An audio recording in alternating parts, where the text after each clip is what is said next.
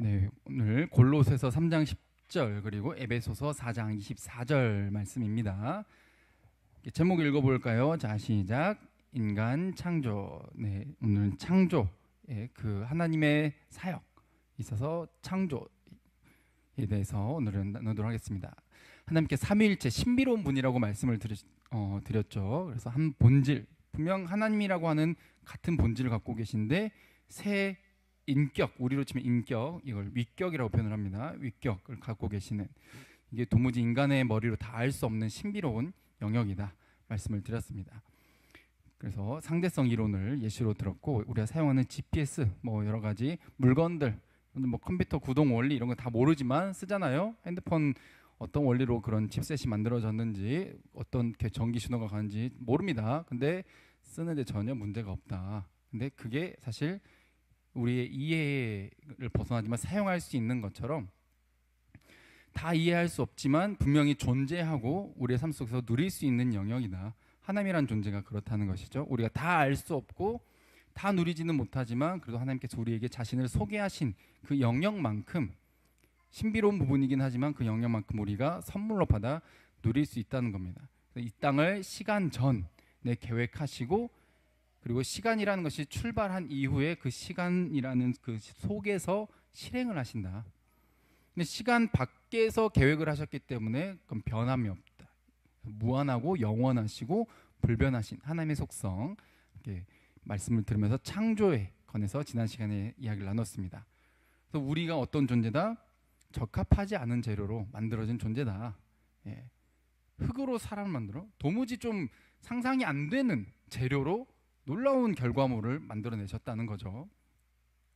오늘은 그 인간 창조에 대해 조금 더 살펴보려고 합니다. 자, 골로새서 3장 10절 오늘 본문이에요. 자, 시작.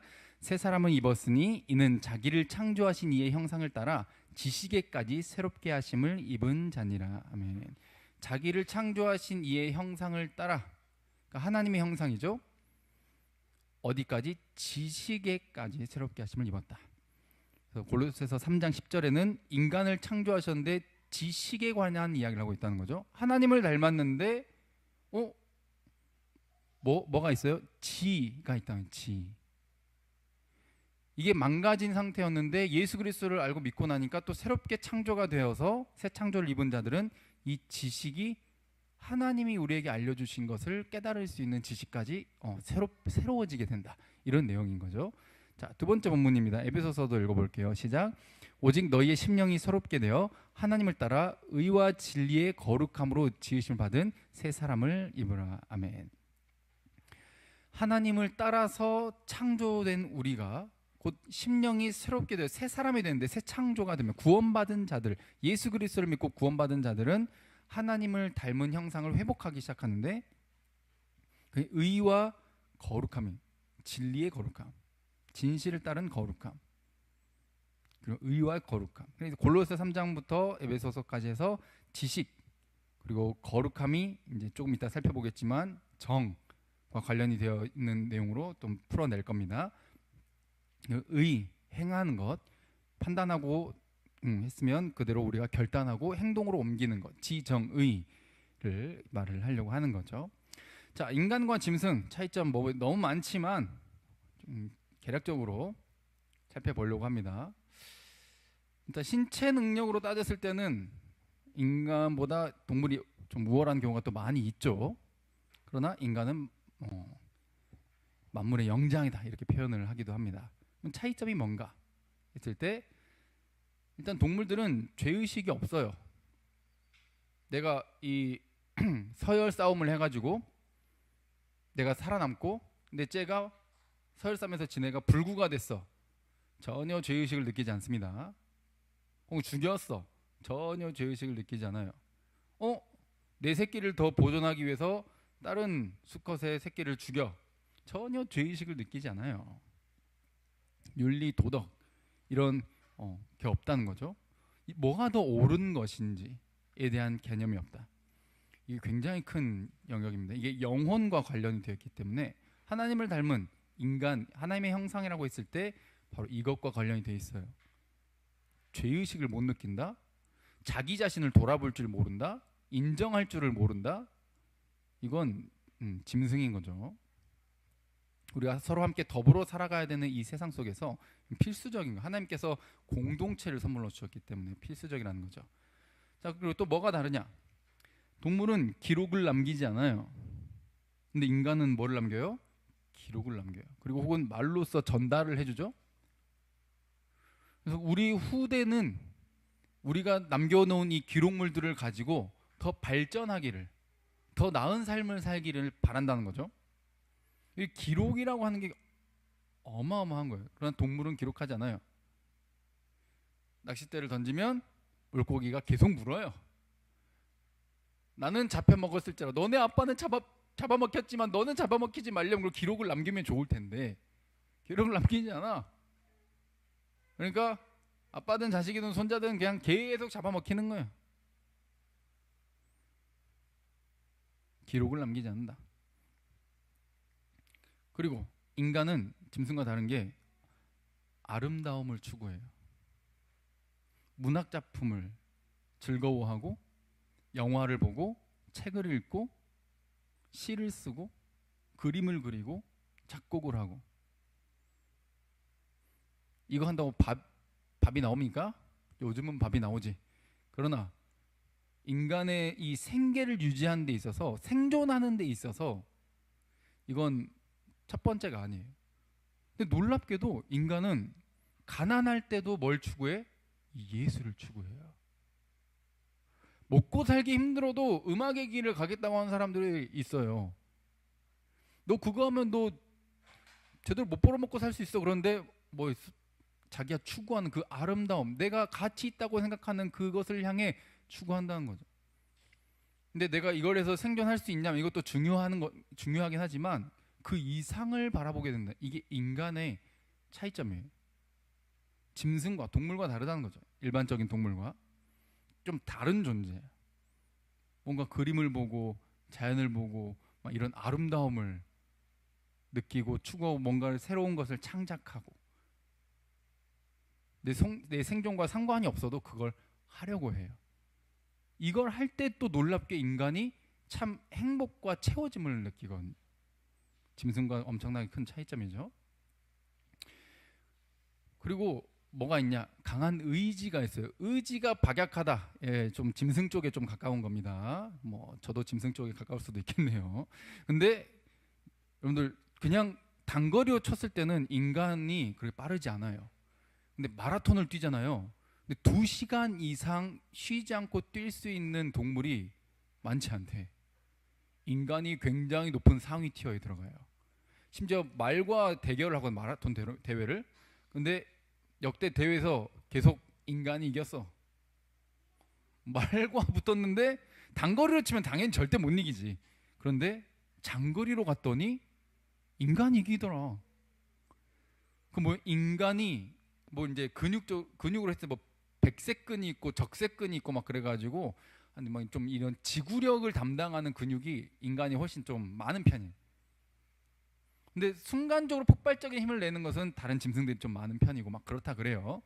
근데 이게 인간의 그런 목표를 향한 강한 의지, 인내력, 그리고 성취하기 위해서 집중하는 능력, 이게 다르다는 거예요. 만물의 영장으로 올라서기 위한 굉장한 특별한 재능이라고 할 수 있는 거죠. 다른 동물보다 분명히 신체적 능력이 딸려 보이지만 알고 보면 굉장한 능력치를 가지고 있는 존재가 인간이다. 그래서 길게 봤을 땐 인간이 이긴다. 그리고 인간은 그것을 기록으로 남기고 하기 위해서 뭘 사용하죠? 언어를 사용해요. 와, 이렇게 제가 이제 자녀를 키워보는데 너무너무 신기해. 제가 막 따라해봐. 아, 빠. 왜 말을 못하니? 막 이렇게 한 적이 없어요. 가르친 적이 없어. 그런데 가만히 듣고 있다가 어느 날 지나면은 그 말들을 듣고 본인이 막 따라하고 부르고 소통하고 막 특별한 노력을 엄청나게 기울이질 않아도 인간이 뭘 배워요? 언어를 배워요. 소통하는 법을 배워요. 이게 진짜 신기해요. 진짜 너무너무 신기해요. 근데 여러분들 동물들 뭐 인간이랑 침팬지랑 가장 비슷하다고 하니까 3살 정도 지능 정도 된다고 하니까 그러면 3살 지능이니까 침팬지 앉혀놓고 말을 따라해보라고 해서 말 따라합니까? 말 못 따라해요. 한 문장도 못 따라해요. 근데 인간은 달라요. 언어를 구사해, 이해를 해, 파악을 해, 소통을 해. 그래서 글로써 시대가 다른데도 소통을 해. 이게 인간만이 갖고 있는 엄청난 재능이다. 또 뭘 쓴다고요? 도구를 사용해요. 불부터 시작을 해가지고 여러 가지 도구를 사용해서 어떤 신체적 리스크, 결함, 좀 부족한 부분들을 극복을 하는 거죠. 그래서 막 세상에서 그냥 UFC에 있는 선수들이 제일 강할 것 같잖아. 근데 실제로 실험을 해봤더니 아니었어. 누가 강해? 특수부대들이 강하더라. 그냥 이 야전에서 빵 붙으면 맨손으로 싸우자는 게 싸움엔 룰이 없죠. 뭔가를 들고 싸운다 그러면은 그 무기를 들고 싸우는 것을 배운 특전사들이 무조건 이기더라고요. 도구를 쓴다는 것은 내 뭔가를 인간의 부족한 부분을 채운다는 거죠. 동물과의 싸움에서도 그렇고. 이게 인간이 갖고 있는 굉장한 재능이죠. 그리고 뭐 그다지 막 엄청 선호하고 좋아하는 책은 아니지만 유발 하라리의 그 사피엔스라는 책이 있습니다. 그런데 보면은 인간이 거기는 진화론적인 좀 관점을 가지고 있다 보니까 안 맞아서 추천은 안 드리지만 이런 좀 사회 이렇게 공동체를 결성하는 것이 동물들이 결성하는 그 공동체보다 인간은 거의 국가 단위로 결성을 하면서 굉장히 강해진다. 근데 이게 언어, 도구 여러 가지 이 커뮤니티를 형성하는 것에 대한 능력, 구조를 짜는 것에 있어서 다른 짐승들과는 다른 탁월한 능력치를 가지고 있다.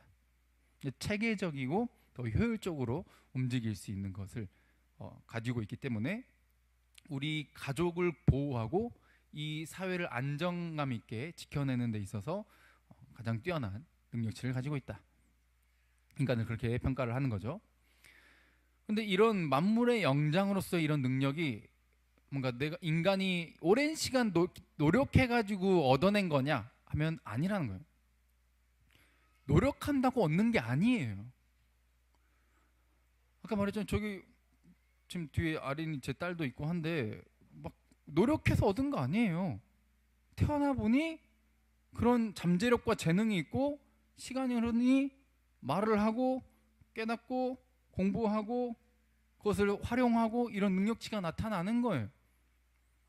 다른 동물들은 뭐 곰은 사람을 찢어 막 이렇게 말하는데 그래 곰이 그런 재능을 갖고 있는 것 그거는 본인이 노력해서 얻은 게 아니라 하나님이 주신 선물이에요.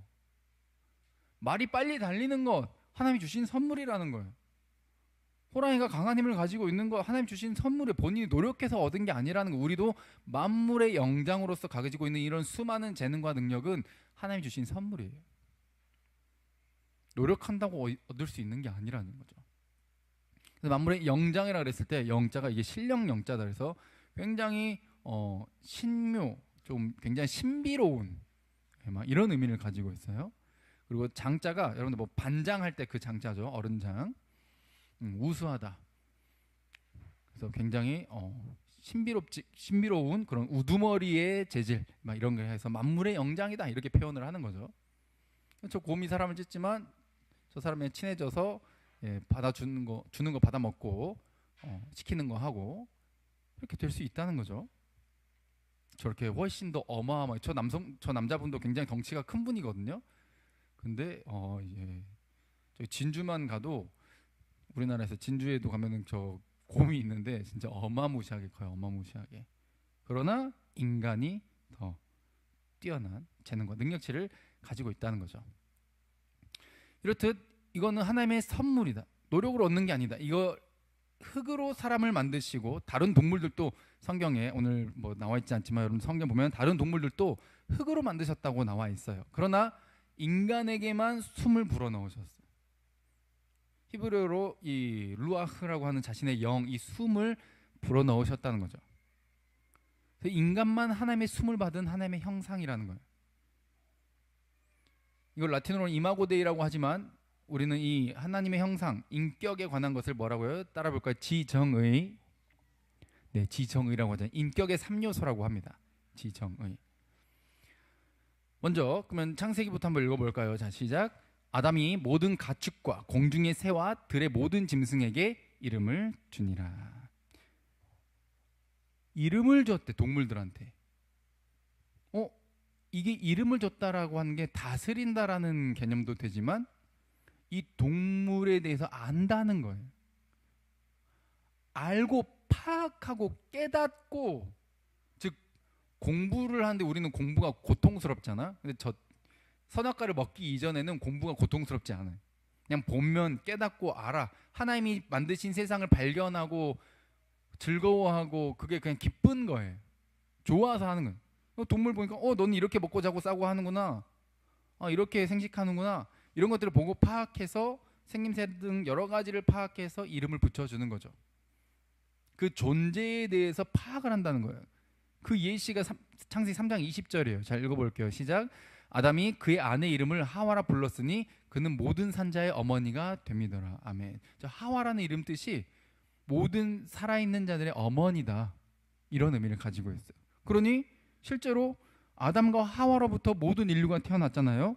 어머니, 그 존재에 대해서, 의미에 대해서 파악한다는 거예요. 그래서 이름을, 자신의 아내의 이름을 하와라고 붙여준 거죠.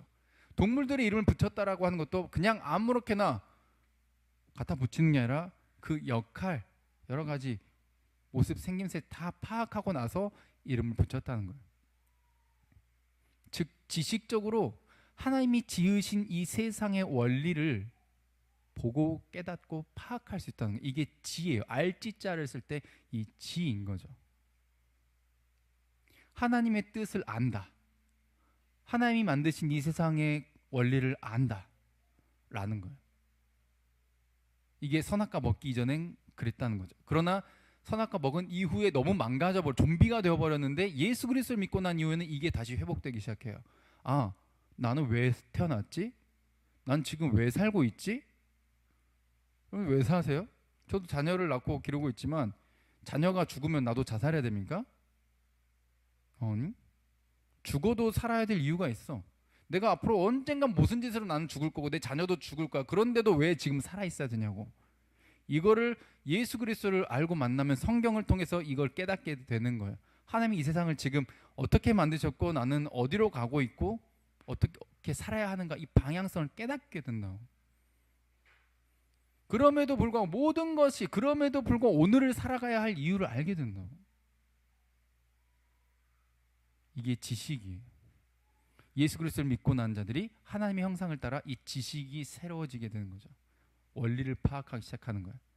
그래서 하나님의 원리를 깨닫고 그것을 세상에 알려주는 존재. 그래서 아담은 맨 처음에 첫 선지자였어요. 하나님으로부터 그 모든 원리와 이 세상을 만드신 것들에 대한 이야기를 들었고 깨달았고 그것을 후대에게 가르치고 전달해야 할 이 미션을 받았고, 생육하고 번성해서 땅에 충만해야 할 미션을 받은. 그런데 다음, 그 다음 또 누구를 알게? 하나님을 알게. 그래서 이 세상이 어떤 원리에서 운영되고 있고, 그래서 어떻게 너가 행동해야 하고 어떻게 이것을 보존해야 하며 어떻게 아름답게 이 천지 만물을 꾸려 나갈지에 대해서 후대에 계속 알려주는 거죠. 즉 하나님으로부터 들은 것을 알려주는 존재, 선지자적인 역할을 맡은 게 아담이었다는 거예요. 그래서 인간이 지정의라고 했을 때 지적인 요소는 예수 그리스도를 믿고 난 다음에 인간들은 어떤 존재? 선지자로서의 역할로 감당을 하게 된다는 것이죠. 자, 두 번째는 에베소서 말씀입니다. 다시 24절만 읽어볼까요? 24절 시작. 하나님을 따라 의와 진리의 거룩함으로 지으심을 받은 새 사람을 입으라. 예수 그리스도를 믿고 이제 새 사람이 되죠. 그건 선악과 먹기 이전의 아담의 상태를 말하는 거예요. 그것은 완전히 막 예전에 전혀 한 번도 없었던 것이 아니라 망가지기 이전의 상태로 돌아가는 회복을 의미를 하는 거죠. 그보다 거룩합니다. 근데 거룩하다라고 하는 것은 좀 다르다는 거예요. 구별된다는 뜻이에요. 특히 하나님께 구별된다는 거죠. 여기 보면은 지금 제사장을 향해서 구별된다고 표현을 했거든요. 왜냐면 수많은 사람들이 있는데 좀 다르게 미션을 맡기잖아요. 너는 하나님을 예배하는 일에 쓰임 받을 거야. 너는 하나님을 예배하는 여러 가지 물건을 다루고 공간을 관리하고 이런 불태워서 드리는 이 제사를 관리하고 뭐 향을 피우고 막 이런 물건들, 장소, 시간 이것을 관리하는 존재로 특별히 따로 구별해 가지고 지정했다는 거예요. 그게 제사장이다. 제사장. 다른 존재. 이게 하나님을 위해 구별된 존재를 특히 거룩하다라고 표현을 해요. 근데 놀랍게도 성경은 인간을 제사장이라고 거룩하다고 구별된 존재로 부르기를 원하신다 하나님께서. 베드로전서 2장 9절에 예수 그리스도를 믿는 자들은 어떤 제사장? 왕 같은 제사장이다. 이렇게 표현을 하거든요. 예수를 믿는 자들은 다 제사장이 된대. 세상에 수많은 피조물이 있어, 수많은 동물과 짐승이 있어. 근데 인간만이 뭐다? 제사장 역할을 맡는.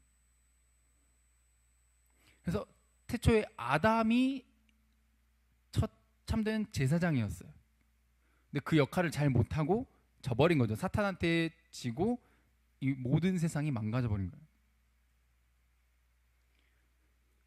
이 제사장이라고 하는 존재는 하나님을 가장 큰 기쁨으로 여겨야 돼요. 그래서 내 삶이 나는 하나님을 예배하기 위해 존재하는구나, 하나님만으로 기뻐하는구나 라고 알고 믿어야 된다는 거죠.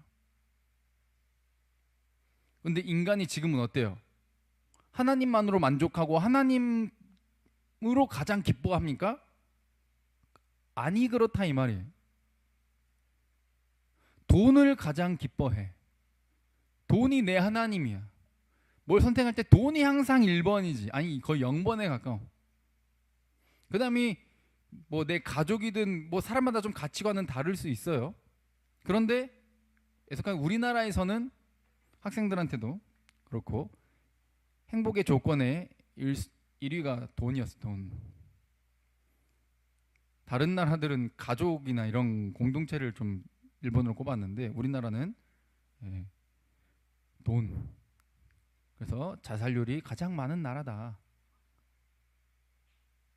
이 엄청난 경쟁 속에서 서로를 미워하는 이 시스템 속에서 내가 뭔가를 주식이든 뭐든 내가 얻어야 되면 누군가는 잃게 돼 있거든. 무조건 시스템이 그렇게 돼 있어요. 근데 그건 신경 안 써. 왜? 나는 얻었으니까.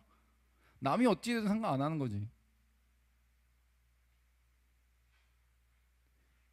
이런 가치관 속에서 사는 거예요. 이게 하나님이 기뻐하실까? 나는 하나님을 기쁘게 해드리고 싶어. 난 하나님을 사랑해. 난 하나님이 진짜 기뻤으면 좋겠어. 나 때문에 하나님이 좋았으면 좋겠어. 이게 사랑이거든요. 내 가족, 내 아내, 내 자녀, 내 친구 다 나로 인해 그가 기뻤으면 좋겠어. 이게 사랑이에요.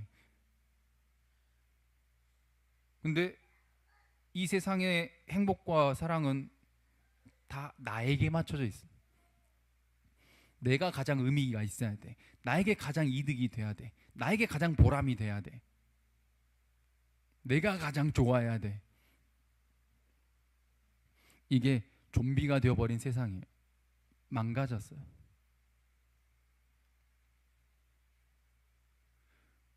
그래서 아담도 진정한 제사장이었지만 선악과를 먹은 이후로 제사장 역할을 못하게 되고 자기를 바라보게 되고, 그리고 너 왜 이거 먹었어 그랬더니 가장 사랑하라고 줬던 이 여자 탓을 하잖아. 얘가 먹으라 그랬어. 얘는 하나님이 줬네. 뭐야, 결국 내가 먹은 거 하나님 탓이네. 인정을 안 해. 인정을. 항상 뭔가 이유가 있어. 항상 변명을 해. 항상 뭔가 탓을 해. 이게 좀비같이 변한 인간의 특징이에요. 죄송합니다부터 안 나온다고. 인정하고 싶지 않아.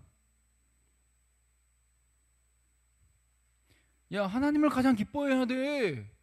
그럼 뭐라 그래요? 이 좀비같이 망가진 세상은 내가 왜 그래야 되냐고 말한다고.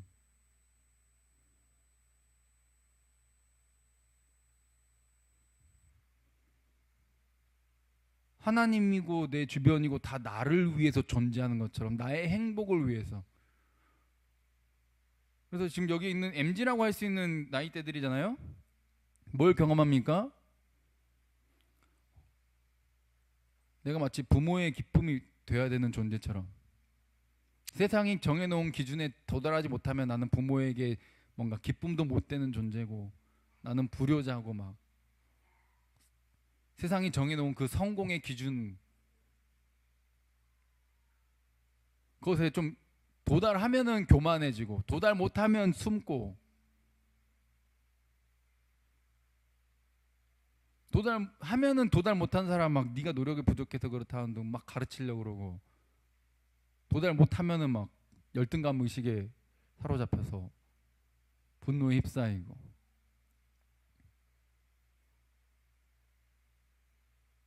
이런 세상이 되면 묻지마 살인이 많이 일어나는 것처럼 어떤 세상이 될지 몰라요. 우리 자식들이 길 가다가 갑자기 칼에 맞을 수도 있는 거예요. 왜? 나는 이렇게 불행한데 너는 왜 이렇게 행복해 보여? 기분 나빠. 가 될 수 있는 거거든. 세상이 지금 어떻게 돼가고 있는지를 파악할 수 있어야 돼요. 그 안에서 우리는 다른 존재가 되라고 부름을 받았어요. 나에게 초점이 맞춰질 때 이 세상은 지옥이 되기 때문에 이 모든 세상이 누구를 바라보기를? 하나님을 바라보기를, 하나님을 가장 높이고 기뻐하기를 원하셨고, 그게 모두가 채워질 수밖에 없는, 무엇으로도 채울 수 없던 이 무한한 이 욕심과 탐심을 하나님 한 분으로 완벽하게 채울 수 있게 하셨다는 거죠. 가장 큰 기쁨을 하나님 안에서 찾는 거예요. 거룩함이라고 하는 것은 나는 구별된 존재, 누구를 위해? 하나님을 위해, 제사장으로. 그래서 하나님을 기쁘시게 하는 존재, 나의 삶은 하나님을 예배하고 찬송하기 위해 존재해. 하나님을 생각하면 너무 기뻐. 내 감정이 슬프고 분노가 아니라 기뻐. 그리고 내가 거룩하다라고 하는 것은 뭐가 관련돼 있어요? 지정의에서 내 감정과 관련돼 있죠. 기뻐. 여러분들 오늘도 참 막 수육도 해주고, 막 김치도 담궈오고, 된장찌개도 끓여오고, 막 아이스크림도 사오고, 이게 억지로 하는 게 아니라 기뻐서 자발적으로 하는 거죠. 이거 하면 내가 손해를 봤지, 내 시간 썼지, 내 에너지 썼지, 내 돈 썼지, 나 이익이 없어. 그런데 이것을 통해서 함께 나누는, 함께하는 기쁨, 이게 섬김, 예배를 위해, 또 다른 사람을 섬기는 것, 그들을 위해, 이 자체가 예배라는 거예요. 이게 제사장의 모습인 거죠. 자발적 헌신으로 이어져요. 이게 내가 기쁨이 있다는 것은 자발적으로 하게 돼요. 여러분들, 제가 축구하는 거 누가 억지로 시킵니까? 좋아서 하는 거예요. 제가 이 길을 걸어온 것, 처음에는 내가 생각했던 길은 아니었지만 지금 여기까지 계속 온 것은 결국 나에게 기쁨을 주신 거예요. 좋아서 선택하는 거예요. 다른 어떤 것을 선택했던 것보다 나에게 가장 큰 기쁨을 주는 그 길을 나에게 보여주셨고, 내가 그것을 살아가며 기쁨을 누리고 있기 때문에 내가 이 길을 선택해서 갈 수도 있게 되는 거죠. 제사장이라는 건 저만이 아니라 우리 모두가 왕 같은 제사장으로 부름을 받았다는 것은 여러분들이 가장 큰 기쁨을 누리게 하시겠다는 거예요. 할렐루야. 억지가 아니라 자발적으로 헌신을 하게 하기를 원하신다는 거예요. 말로만 사랑하고, 저 그림처럼 말로만 하나님을 섬기고, 말로만 주님이 최고고 주님 한 분만으로 기뻐한다고 말하고, 찬양 가사만 그냥 멜로디에 따라서 흥얼거리는 게 아니라 진짜로 너 진짜 믿어? 너 진짜 예수를 알아? 정말 예수를 영접했어? 그것이 지정의에서 드러나야 된다는 거죠. 자발적 기쁨과 헌신, 이건 세상 속에서 뭘로 나타난다? 달라진 삶, 곧 거룩함으로 나타나게 된다는 거죠. 자, 세 번째는 지정의에서 의입니다. 의. 자, 다시 24절만 읽어볼게요. 자, 시작.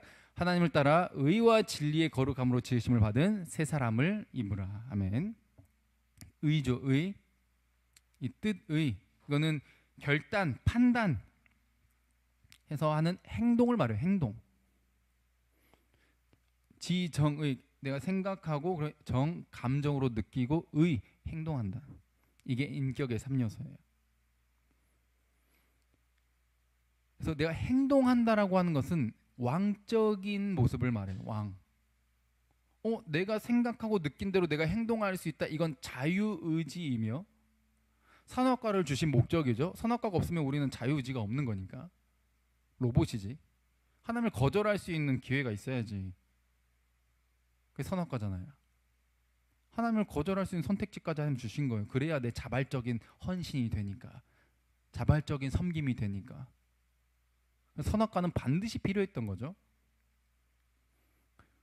그래서 내가 거절할 수도 있는 상황 속에서 내가 자발적으로 이 행동을 한다? 이건 왕의 모습이에요. 여러 선택지 중에 내가 원하는 것을 선택해서 할 수 있다라고 하는 것. 왕이 그렇게 한다. 하나님을 닮은 모습이라는 거죠. 특별히 이 왕의 모습이 다스림이잖아요. 다스린다. 자신의 뜻대로 다스려. 뜻의잖아요. 근데 이것은 성경에 하나님이 지으신 세상에서는 뭐를 말하냐? 섬김을 말하냐. 따라 볼까요? 섬김. 왕의 모습은 섬김의 모습이에요. 우리는 막 이 땅에서 뭔가 내가 열심히 잘하고 하면은 저 하늘에 가서 많은 상급을 받고 내가 쟤보단 좋은 집에 살고 그다음에 내 쟤보단 좀 직급도 높아지고 막 이렇게 생각하는 거는 만약 그런 식으로 말하는 데가 있다면 이단이니까 가지 마세요. 성경에 그런 말이 없어요. 높아질수록 섬겨요. 여러분들 가장 높은 분이 누구예요? 하나님이시죠. 예수 그리스도잖아요. 할렐루야. 그분이 왕이시잖아요. 왕인데 죽어줘. 자신을 내어줘.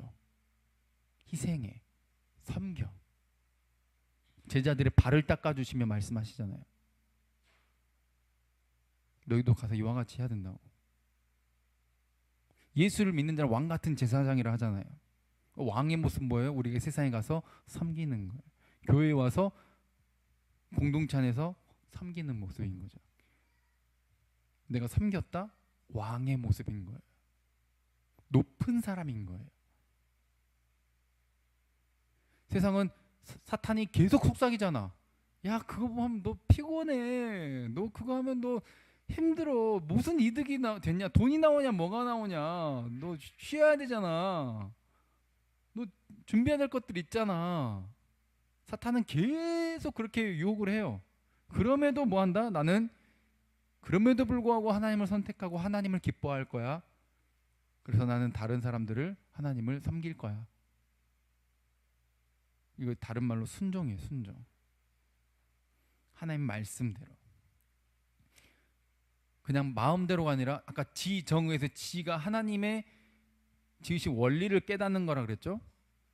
이 세상은 서로 돕고 나누고 희생하고 섬기며 살아야 되네.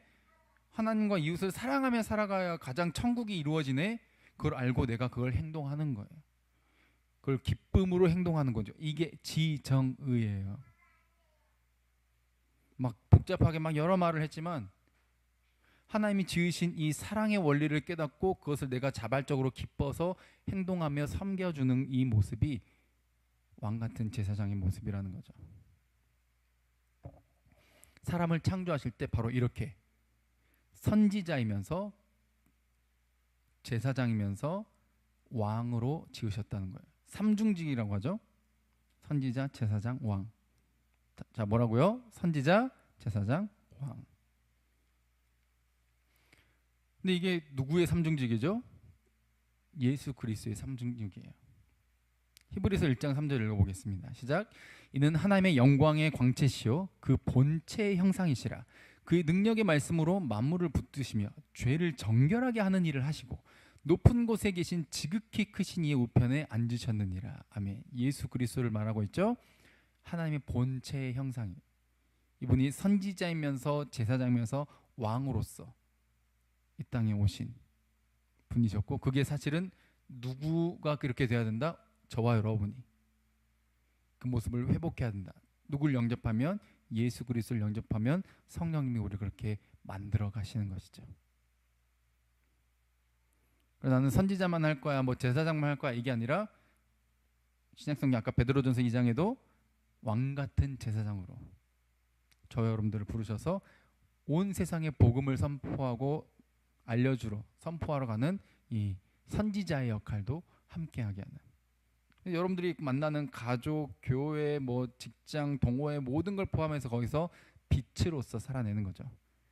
세상은 자기 욕심, 뭔가 물질, 여기에 가장 우선순위를 두고 살지만 우리는 그것이 좀 부족할지라도, 그것이 심지어 없을지라도, 그럼에도 불구하고 하나님의 형상인 다른 사람, 한 영혼의 가치 가장 귀하고 아름답게 여길 줄 알고 섬기며 살아가는 거죠. 예수님이 그 길을 가셨으니까. 아담은 실패했던 그 길을 예수님은 성공하셨고 승리하셨고 우리에게 본을 보여주시면서 롤모델이 되어주셨죠. 예수님께서 감당하신 이 사역 때문에 저와 여러분들은 구원을 얻게 된 거예요. 자격 없는 우리가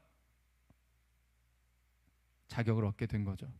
아까 부적합한 재료라고 지난주 말씀 나눴죠. 흙으로 사람을 만드는 거예요. 갈비뼈로 여자를 만드는 거예요. 죄인으로 의인을 만드는 거예요. 부적합한 재료로. 하나님은 그걸 하실 수 있는 능력의 하나님이신 것이죠. 그러니 우리를 위해 자발적으로 기뻐서 기꺼이, 쉽지 않았지만 할 수 있거든 이 잔을 옮겨달라고 기도까지 하셨지만 아버지의 뜻을 따라 그 길을 가셔서 결국 저와 여러분들을 구원하기 위해 섬김의 희생의 본을 보여주신 예수 그리스도를 믿으시기를 바랍니다. 할렐루야. 사랑해서 그랬대. 사랑해서 우리에게 영생을 주려고 하나님이 세상을 이처럼 사랑하사 독생자를 주신 이유가 우리가 멸망하지 않고 영생을 얻게 하려고 하시는 그 사랑에서 행하셨다는 것이죠. 그러니 나는 이제 왕 같은 제사장으로서 새롭게 부름을 받은 존재구나 라는 것을 깨달으시고 주변에게 바로 이 왕으로서 선지자로서 제사장으로서 역할을 감당하게 해달라고 기도하시길 바랍니다.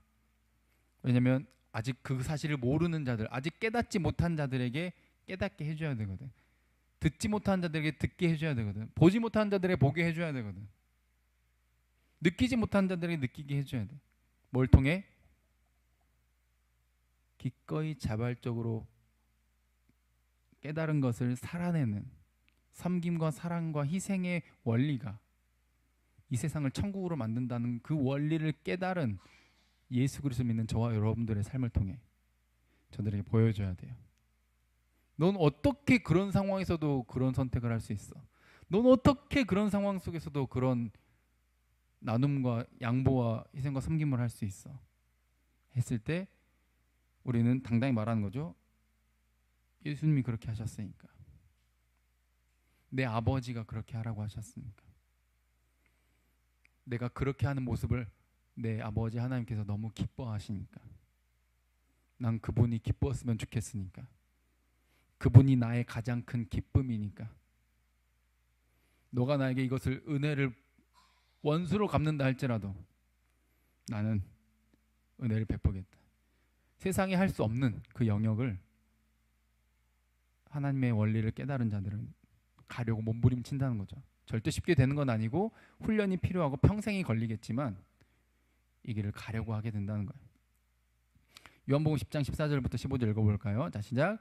나는 선한 목자라. 나는 내 양을 알고 양도 나를 아는 것이 아버지께서 나를 아시고 내가 아버지를 아는 것 같으니 나는 양을 위하여 목숨을 버리노라. 아멘.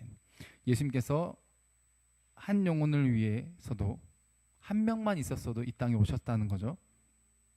그 잃어버린 양을 찾기 위해 오신 예수님, 우리도 가서 이렇게 자신의 목숨보다도 귀한 귀하게 여기신 그 잃어버린 어린 양 한 영혼을 찾아 나서라고 우리에게 말씀하시는 거죠.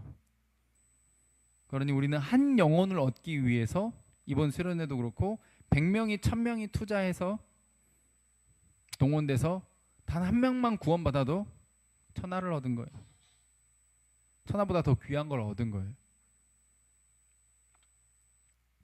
그 시간을 보낼, 그 헌신을 할, 이 나눔을 할, 이 에너지를 쏟아부을 가치가 충분한 거죠.